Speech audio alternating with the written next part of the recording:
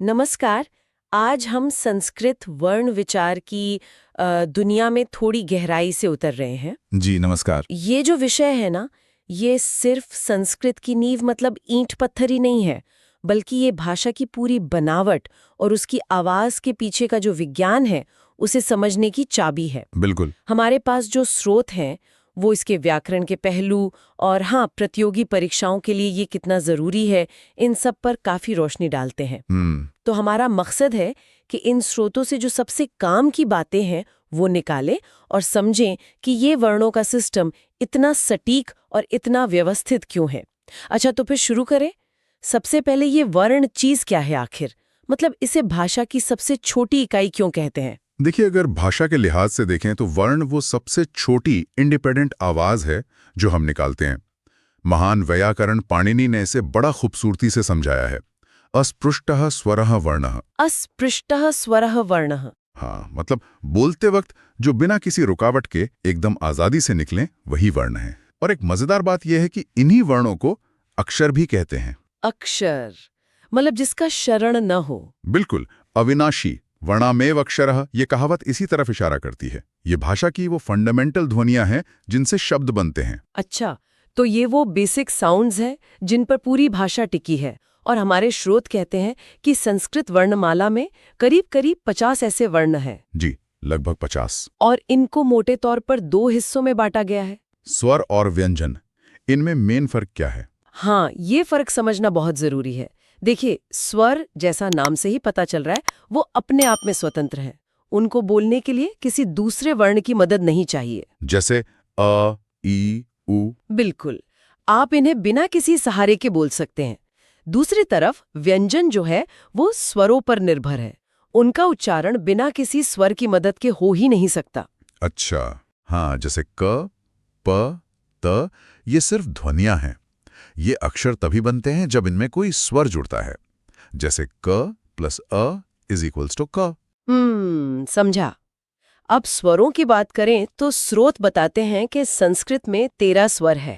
अ, आ, इ, उ, ऊ, री, ए, ओ, औ। जी। और इनको बोलने में जो टाइम लगता है मतलब मात्रा, उसके हिसाब से भी 3 तरह के बताया ना ये क्लासिफिकेशन।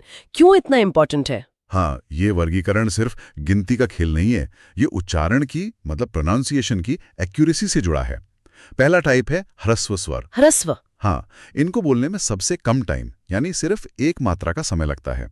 ये 5 हैं: अ, ई, उ, री और लू। अ, ए, ओ, री, रू।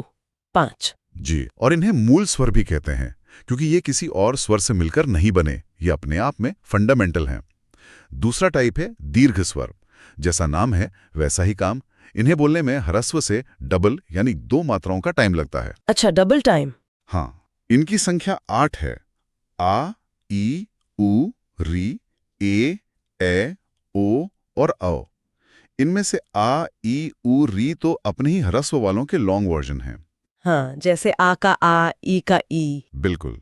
और जो आखिरी 4 हैं, ए, ओ, औ, इनके बारे में श्रुति कुछ खास बता रहे थे।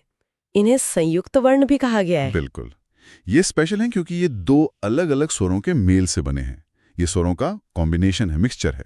कैसे? मतलब कौन से स्वर मिलकर? जैसे अ और ई मिलकर ए बनते हैं। आ प्लस ई इज इक्वल टू ए। हाँ, फिर अ और ए मिलकर ए बनते हैं।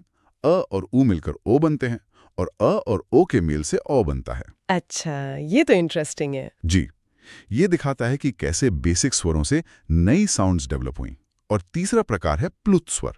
ये थोड़ा सा अनोखा है। प्लुत? हाँ, जब किसी स्वर को बोलने में 3 या उससे भी ज्यादा मात्राओं का टाइम लगे तो वो प्लुत कहलाता है। इसका इस्तेमाल अक्सर किसी को दूर से आवाज लगाने में होता है। जैसे हम चिल्लाते हैं ओम या राम। स्वर के आगे अंक 3 लगा देते हैं, जैसे अ3, ई3, उ3। और हाँ, एक मजेदार बात यह है कि प्राचीन व्याकरण के जानकारों ने सिर्फ ध्वनियों को पहचाना ही नहीं, बल्कि उनके उच्चारण में लगने वाले टाइम को इतनी बारीकी से नापा। 1 मात्रा, 2 मात्रा, 3 मात्रा। हाँ, ये समय का इतना सटीक बंटवारा दिखाता है कि वो भाषा के साउंड वाले पहलू को लेकर कितने ज्यादा सजग थे। ये सिर्फ कोई किताबी कसरत नहीं थी।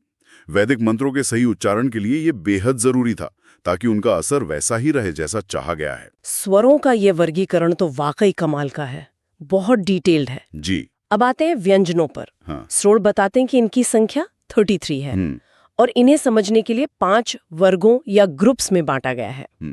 ये वर्ग क्या है? हाँ, ये ग्रुप्स उच्चारण में आसानी और सिमिलैरिटी के बेस पर बनाए गए हैं। 5 मेन वर्ग हैं। हाँ, मुझे याद आ रहा है, क वर्ग, च वर्ग, ट वर्ग, त वर्ग और प वर्ग। बिल्कुल सही। क वर्ग में क, ख, ग, घ, न, ये गले के पीछे से है ना? हाँ, कंठ से। च वर्ग च, छ, ज, झ, ञ, ये तालु से। जी, तालु से। ट वर्ग ट, ठ, ड, ढ, ड़, ये मुंह की छत का पिछला हिस्सा, जिसे मूर्धा कहते हैं। एकदम सही, मूर्धा। त वर्ग त, थ, द, ध, ञ, इसमें जीभ दांतों को छूती है। हाँ, दंत्य। और प वर्ग प, फ, ब, भ, म, इसमें होठ काम करते हैं। बिल्कुल, ओष्ठ्य। इन 5 वर्गों में कुल 25 व्यंजन हो गए। जी। और इन 25 वर्गीय व्यंजनों के अलावा 8 और व्यंजन हैं जिन्हें अलग कैटेगरी में रखा गया है। पहले हैं अंतस्थ वर्ण। अंतस्थ। हाँ, ये 4 हैं, य, व, र, ल।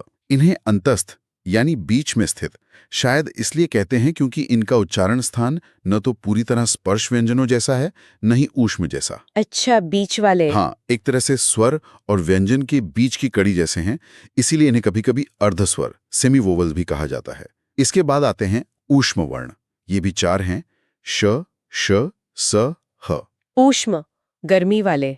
हाँ, कह सकते हैं। इनके उच्चारण में मुंह से हवा थोड़ी रगड़ खाकर निकलती है, जिससे हल्की गर्मी या ऊष्मा पैदा होती है, इसीलिए ये नाम पड़ा। आप बोलकर महसूस कर सकती हैं, श, स। हाँ, है तो श, स, ह। तो ये हो गए 25 वर्गीय प्लस 4 अंतस्थ प्लस 4 ऊष्म इज इक्वल टू 33 मूल व्यंजन। जी। लेकिन स्रोतों में कुछ और ध्वनियों का भी जिक्र है, जैसे अनुस्वार और विसर्ग। ये क्या रोल प्ले करते हैं? हाँ, ये 2 चिन्ह बहुत इंपॉर्टेंट है संस्कृत में। अनुस्वार, जो एक बिंदी ङ की तरह लगता है, वो असल में एक नेजल साउंड है, नाक से निकलने वाली आवाज। जैसे गंगा में ग के ऊपर या संस्कृत में स के ऊपर। हाँ, बिल्कुल। इसका उच्चारण अक्सर म या न जैसा होता है, पर यह पूरी तरह से म या न नहीं है। इसका असल उच्चारण अगले वर्ण पर डिपेंड करता है। और विसर्ग, जो 2 बिंदियां होती हैं। हाँ, विसर्ग ह, ये हमेशा किसी स्वर के बाद लगता है और हल्की ह जैसी ध्वनि देता है, जैसे रामः या नमः में। ये संस्कृत की अपनी खासियतें हैं। एक और बात जो समझनी चाहिए वो है संयुक्त व्यंजन की। हाँ, वो क्षत्र ज्ञ वाले। जी, जब 2 या 2 से ज्यादा व्यंजन बिना किसी स्वर के, मतलब बीच में कोई वॉवल ना आए, एक साथ जुड़ जाते हैं तो संयुक्त व्यंजन बनता है। जैसे आपने कहा, क प्लस श इक्वल्स टू क्ष, जैसा क्षमा में, त प्लस र इक्वल्स टू त्र, जैसा पत्र में, ज प्लस ञ इक्वल्स टू ज्ञ, जैसा ज्ञान में। क्या इन्हें भी 33 में गिना जाता है? नहीं, इन्हें मूल 33 व्यंजनों में नहीं गिना जाता, क्योंकि ये उन्हीं के मेल से बनते हैं, लेकिन ये संस्कृत लिखने और पढ़ने का एक अहम हिस्सा हैं। तो कुल मिलाकर देखें, जैसा स्रोत इशारा करते हैं, 13 स्वर प्लस 33 व्यंजन, जिसमें वर्गीय, अंतस्थ, ऊष्म सब आ गए, प्लस अनुस्वार और विसर्ग जैसी विशेष ध्वनियां, ये सब मिलकर संस्कृत की लगभग 50 वर्णों की एक बेहद ऑर्गेनाइज्ड और साइंटिफिक सिस्टम बनाते हैं। अब आते हैं उस हिस्से पर जो मुझे हमेशा से बहुत फैसिनेटिंग लगता है, उच्चारण स्थान। यानी कौन सी आवाज मुंह के किस पार्ट से पैदा होती है। उन्होंने मुंह के मुख्य हिस्सों की पहचान की: कंठ, गला, तालु, मुंह की छत का अगला नरम हिस्सा, मूर्धा, मुंह की छत का पिछला कठोर हिस्सा, दंत, दांत, ओष्ठ, होठ और नासिका, नाक। फिर उन्होंने हर वर्ण को उसके ओरिजिन पॉइंट, मतलब उच्चारण स्थान से जोड़ा। और कमाल की बात यह है कि इसके लिए उन्होंने छोटे छोटे सूत्र भी बना दिए, याद रखने में आसान। सूत्र जैसे एक सूत्र है, अकुह विसर्जनीयानाम कंठः। अकुह विसर्जनीयानाम कंठः। हाँ, ये कहता है कि अ, आ, पूरा क वर्ग, क, ख, ग, घ, अंग, ह और विसर्ग, इन सब की आवाज कंठ से यानी गले के सबसे अंदर वाले हिस्से से आती है। इन्हें कंठ्य वर्ण कहते हैं। आप बोल कर देखिए, क, अ, ह। फील होगा कि आवाज गले में गहराई से आ रही है। हाँ, आ तो रही है, क, अ, ह, सही है। इसी तरह इचु यशानाम तालु सूत्र बताता है कि ई पूरा च वर्ग, च, छ, ज, झ, य और श का उच्चारण तालु से होता है। तालु यानी जीभ के ऊपर का सॉफ्ट पैलेट। बोलकर देखिए, च, ई, श। जीभ तालु को टच करती है या उसके करीब जाती है? च, श, हाँ, जीभ ऊपर जा रही है। या फिर ऋतुलसानाम दंता ये कहता है कि रू पूरा त वर्ग, त, थ, द, ध, न, ल और स के उच्चारण में जीभ दांतों को छूती है। इन्हें दंत्य वर्ण कहते हैं। त, स, हाँ, जीभ दांतों से लग रही है। उन्होंने हर साउंड ग्रुप के लिए ऐसे ही सूत्र बनाए। मूर्धा के लिए ऋटुरषाणा मूर्धा, होठों के लिए उपपदमानियाना मोष्ठौ। मतलब पूरी वर्णमाला को इस तरह से मैप कर दिया गया। क्या कुछ ध्वनियां नाक से भी निकलती हैं? अपने अनुस्वार का बताया था। और क्या ऐसी भी ध्वनियां हैं जो मुंह के दो हिस्सों से मिलकर बनती हैं? बिल्कुल। हर वर्ग का जो 5वां अक्षर है, ङ, ञ, न, म, वो अपने वर्ग के स्थान जैसे ङ कंठ से, ञ तालु से के साथ साथ नाक से भी बोला जाता है। इन्हें अनुनासिक कहते हैं। सूत्र है जमंग गणना नाम नासिका च। अच्छा, मतलब ड्यूअल ओरिजिन। हाँ, एक तरह से। और अनुस्वार अंग तो है ही पूरी तरह नासिक्य, नासिका अनुस्वारस्य। और हाँ, कुछ स्वर ऐसे हैं जो 2 स्थानों के मेल से बनते हैं, जैसे ए और ए। ये कंठ और तालु दोनों की मदद से बोले जाते हैं। ए दयितो कंठ तालु। ए, हाँ, गले और तालु दोनों का इस्तेमाल लग रहा है। और ओ और औ कंठ और होठों से, औदौतो कंठोष्ठम। और व का उच्चारण दांत और होठ दोनों से होता है। वकारस्य दंतोष्ठम। हाँ, दांत और होठ। इसके अलावा जिह्वामूलीय, क ख से पहले आने वाली ये खास ध्वनि और उपदमानीय, प फ से पहले आने वाली ध्वनि जैसी और भी बारीक ध्वनियां हैं जिनका अपना स्पेसिफिक स्थान है। ये अब आम बोलचाल में उतनी नहीं सुनाई देती, पर व्याकरण में इनका जिक्र मिलता है। पर अगर हम थोड़ा बड़े पैमाने पर देखें तो ये सिर्फ ध्वनियों की एक लिस्ट नहीं है। ये प्राचीन भारत के भाषा विज्ञानियों की असाधारण प्रतिभा का सबूत है। उन्होंने इंसान के मुंह को मानो एक साउंड लेबोरेटरी बना दिया और ध्वनि कैसे पैदा होती है उसकी पूरी प्रक्रिया का साइंटिफिक एनालिसिस कर डाला। सच में ये सटीकता सिर्फ अकादमिक नहीं थी। जैसा मैंने पहले कहा, ये मंत्रों के शुद्ध उच्चारण और ज्ञान की परंपरा को बिना किसी बदलाव के बनाए रखने के लिए जरूरी थी। ये दिखाता है कि भाषा को लेकर उनकी समझ कितनी गहरी और लॉजिकल थी। तो हमने देखा कि हर वर्ण का अपना एक फिक्स्ड उच्चारण स्थान है। अब जरा मात्राओं की बात फिर से कर लेते हैं, क्योंकि ये भी उच्चारण का एक जरूरी हिस्सा है। स्रोत बताते हैं ह्रस्व की 1, दीर्घ की 2 और प्लुत की 3 मात्राएं। क्या व्यंजनों की भी अपनी कोई मात्रा होती है? ये एक बहुत अच्छा सवाल है और अक्सर इसमें लोग कंफ्यूज होते हैं। नहीं, शुद्ध व्यंजन की मतलब हलंत वाले क, प की अपनी कोई मात्रा नहीं होती। वो तो सिर्फ एक साउंड सिग्नल है। अच्छा। हाँ, जैसे क, ये आधा अक्षर है, इसकी कोई मात्रा नहीं। मात्रा तो उसे तब मिलती है जब उसमें कोई स्वर जुड़ता है। क प्लस अ इज इक्वल टू क, इसकी 1 मात्रा। क प्लस आ इज इक्वल टू का, इसकी 2 मात्राएं। क प्लस ई इज इक्वल टू की, 1 मात्रा। क प्लस ई इज इक्वल टू की, 2 मात्राएं। मतलब मात्रा हमेशा स्वर की होती है। हाँ। व्यंजन तो बस उस स्वर के साथ जोड़कर एक सिलेबल या अक्षर बनाता है। ये समझना बहुत जरूरी है, खासकर जब हम कोई श्लोक या छंद पढ़ते हैं। अब जो लोग प्रतियोगी परीक्षाओं की तैयारी कर रहे हैं, उनके लिए स्रोत कुछ खास पॉइंट्स पर ध्यान देने को कहते हैं।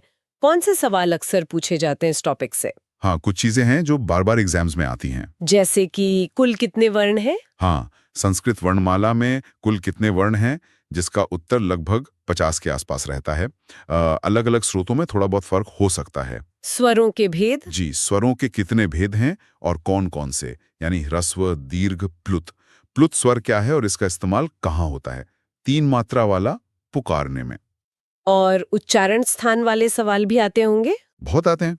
किसी खास उच्चारण स्थान के वर्ण पूछ लिए जाते हैं, जैसे मूर्धन्य वर्ण कौन से हैं? तो जवाब होगा री, री, ट वर्ग, र, श, या फिर अंतस्थ या ऊष्म वर्ण कौन से हैं? य, व, र, ल और श, श, स, ह। इन फैक्ट्स को याद रखने का सबसे अच्छा तरीका है रेगुलर प्रैक्टिस। एक चार्ट या टेबल बनाकर जिसमें वर्ण, उसका टाइप, स्वर या व्यंजन, उसका सब टाइप, ह्रस्व, दीर्घ, वर्गीय, अंतस्थ वगैरह और उसका उच्चारण स्थान लिखा हो, वो काफी हेल्पफुल हो सकता है। हाँ, विजुअल एड। जी, उसे बार बार देखने और बोलकर अभ्यास करने से ये चीजें दिमाग में बैठ जाती हैं। ये रटने जैसा लग सकता है शुरू में, लेकिन ये उस पूरे सिस्टम को समझने का एक तरीका है। तो हमने आज संस्कृत वर्ण विचार के अलग-अलग पहलुओं को काफी बारीकी से देखा। वर्ण की परिभाषा से लेकर स्वरों और व्यंजनों के प्रकार, उनके उच्चारण स्थान की वो कॉम्प्लेक्स लेकिन लॉजिकल व्यवस्था और मात्राओं का क्या महत्व है, सब पर बात की। हाँ, काफी कुछ कवर किया। तो मतलब क्या निकला इसका? इसका सीधा मतलब ये है कि संस्कृत वर्ण विचार सिर्फ ग्रामर का एक चैप्टर नहीं है, ये उस भाषा की आत्मा तक पहुंचने का एक रास्ता है। इसकी समझ हमें न सिर्फ परीक्षा में अच्छे नंबर दिला सकती है, बल्कि संस्कृत को सही ढंग से बोलना, पढ़ना और उसकी जो ध्वन्यात्मक खूबसूरती है, उसे महसूस करना सिखाती है। ये भाषा के प्रति एक रिस्पेक्ट और इंटरेस्ट दोनों जगाता है। बिल्कुल सहमत हूँ। जब आप ये समझ जाते हैं कि हर आवाज क्यों और कैसे बन रही है, कहाँ से आ रही है, तो भाषा सीखना ज्यादा मीनिंगफुल और एक्साइटिंग हो जाता है। सही बात है। ये सिर्फ रूल्स फॉलो करना नहीं रहता, बल्कि एक पूरी साइंटिफिक प्रणाली की तारीफ करना बन जाता है। इससे कॉन्फिडेंस बढ़ता है और भाषा पर पकड़ मजबूत होती है। इससे एक अहम सवाल जरूर उठता है। संस्कृत की जो इतनी डिटेल्ड और साइंटिफिक साउंड सिस्टम है, जहां हर ध्वनि का उच्चारण स्थान इतने सटीक तरीके से मैप किया गया है, क्या इस जटिल सिस्टम का असर भारत की जो दूसरी भाषाएं हैं, उनके डेवलपमेंट पे भी पड़ा होगा? सोचने वाली बात है। क्या दुनिया की अन्य भाषा वैज्ञानिक परंपराओं ने, लिंग्विस्टिक ट्रेडिशंस ने इससे कुछ सीखा होगा? ये सोचने वाली बात है कि ध्वनि की इतनी गहरी समझ और उसका जो ये दस्तावेजीकरण है, उसका व्यापक भाषाई इतिहास पर, लिंग्विस्टिक हिस्ट्री पर क्या प्रभाव रहा होगा। ये वाकई एक गहरा सवाल है सोचने के लिए।